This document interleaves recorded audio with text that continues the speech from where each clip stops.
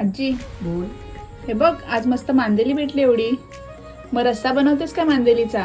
रस्सा पण बनवते आणि मांदेली फ्राय पण करते. मांदेली असं डोकं कापून साफ करायची मांदेली.